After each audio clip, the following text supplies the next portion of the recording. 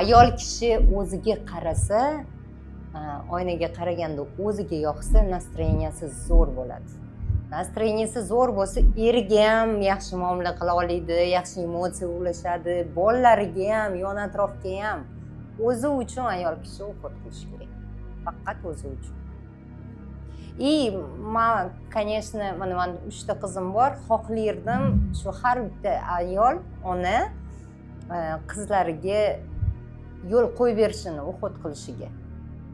O'zini qiz bolani mana 13 yoshli, 15 yoshli, 24 yoshli qizim bor. Uni har bittasini o'zini отдельный ovqatlari bor.